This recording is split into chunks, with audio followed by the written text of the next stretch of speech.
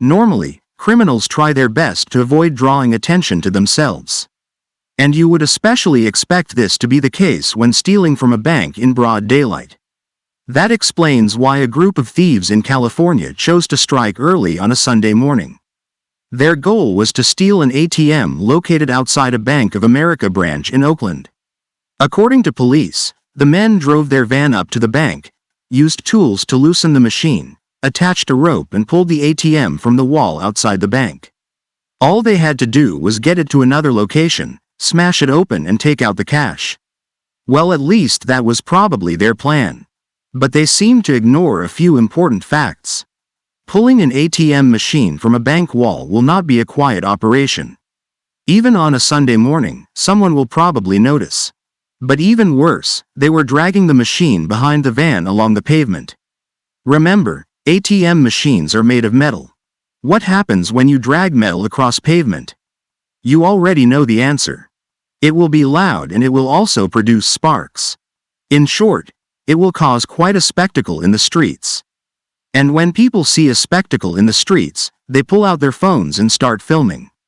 In fact, one person who witnessed the crime said they started recording as soon as they saw the men yanking on the ATM. And here is what it looked like as the thieves were driving away.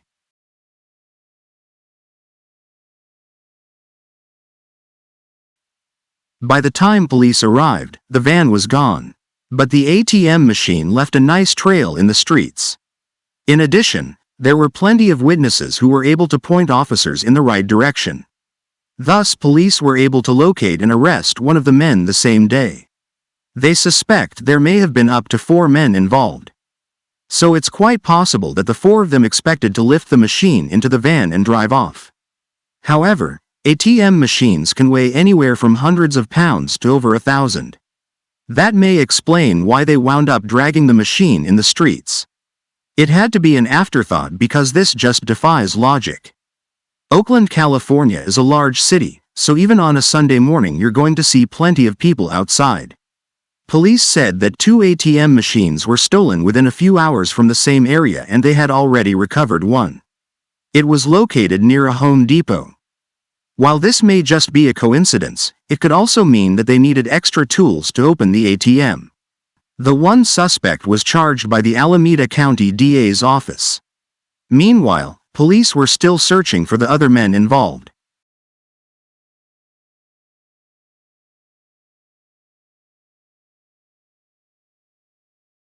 A Florida man created a rather elaborate scheme to steal seafood from a large distribution company and resell the goods for a huge profit. He did this by falsely claiming he worked for the Safeway supermarket chain. He told distributors that he was a purchasing agent for the company and wanted to place a large order. He identified himself as Christopher Delgado and he was from the company's Washington state office. Delgado even set up fake email accounts and made it appear that they belonged to multiple Safeway staffers. This gave distributors the impression that he was working with a full staff from Safeway. He then contacted the owner of a California-based seafood distribution company called Arctic Seafoods. They're a major U.S. distributor of large crabs. Using fake purchase orders, he managed to place multiple orders with the company. One of the orders was for a shipment of Russian king crab and Apilio crab. That one order was worth over $400,000. Let's face it, once the distributor thought they were dealing with a large grocery chain, they would be more than happy to fill such an order. Delgado then arranged for the shipments to be sent to North Star Cold Storage in Stanwood, Washington. He would then transport the goods to Florida using another fake company he created called Jorge Trucking. He rented White Rider trucks for that operation. Once the crabs was in Florida, he would sell them to wholesalers. When Jorge Trucking arrived in Stanwood, Washington to pick up the first shipment, it contained 600 cases of king crab. Just 2 days later, a second shipment from Stanwood was picked up containing 600 more cases of king crab and 40 cases of Apilio snow crab. As you can see, things were going quite smoothly. But when you plan such an elaborate heist, you have to realize that it only takes one mistake to get you busted. In this case, the storage company in Washington that was supposed to receive the shipments attempted to contact Delgado to verify portions of the transaction. However, none of the phone numbers he gave them were working. If that wasn't bad enough, after the second order went out, the Arctic Foods Company realized they had overcharged Delgado for one of his shipments. So they attempted to contact him about the error. And just like the storage company in Washington, they also discovered that none of the phone numbers were working. But since Delgado said he worked for Safeway, which is owned by Albertsons, Arctic Foods called the director of the seafood division at Albertsons. The director told them that the purchasing agent named Christopher Delgado and his associates did not exist. In fact, Arctic Seafoods was not even a vendor of Safeway. So the orders were fake and they had been scammed. Since Delgado was unaware that his scheme was falling apart, he continued making arrangements for his trucks to pick up the shipment from the North Star cold storage in Washington. He was also still placing orders for more seafood. And this is where things really start to break down. Because a potential end customer in Florida contacted Arctic Seafoods in California. He said he had received an email from a Florida seafood wholesaler offering him product that looked like Arctic brand crab. He was suspicious because it was priced well below market value. When federal agents contacted the Florida seafood wholesaler, he said he was unaware that the crabs were stolen. He then provided detectives with an invoice from Global Supply. This was another fake company Delgado had created in Florida to sell his stolen seafood to wholesalers. He also produced receipts of wire transfers totaling hundreds of thousands of dollars from his company to Global Supply. The address of Global Supply was listed as a UPS store in Miami. While all this was going on, the owner of Arctic Seafoods told deputies that Delgado had placed another order with them. The sheriff's office alerted the U.S. Department of Homeland Security and federal investigators placed Delgado under surveillance.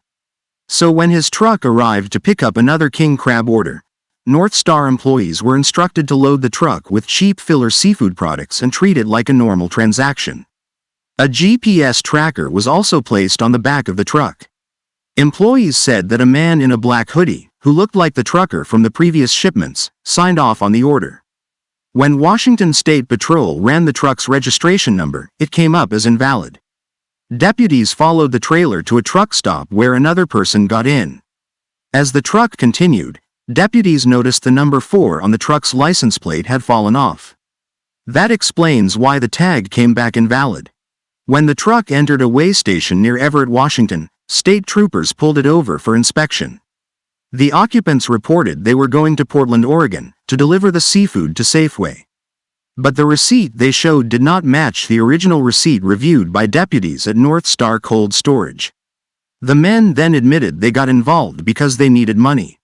After the deputies' investigation, the driver was arrested and booked into Snohomish County Jail on a charge of forgery and possession of a fraudulent bill. He was later released on bail. Another truck that was being tracked to Miami ended up at a dump site in Fort Lauderdale, Florida. Detectives believe the plan was to unload the seafood when they realized it was a setup. Investigators said that Delgado then booked a one-way plane ticket to Colombia, but he was arrested in Miami. In the end, the 51-year-old man who called himself Delgado was booked on multiple charges in a U.S. district court. They included, among others, 3 counts of interstate transportation of stolen property. It's rather interesting that he was able to run such a large operation when you consider his criminal past. Years earlier, he was arrested in a scheme using counterfeit checks to buy over $200,000 worth of cell phones. In another case, he was convicted of fraud after conning a company out of $450,000 worth of meat. In a separate case, he was ordered to reimburse a dozen different companies for $500,000 worth of stolen food. Years later, he used the aliases Rick Stevenson and Rick Acosta and tried to steal $60,000 worth of shrimp from a Florida-based wholesaler. In that case, he was charged with 6 counts of wire fraud and 2 counts of bank fraud. So after all that planning, it seems like the only thing he's good at is getting caught.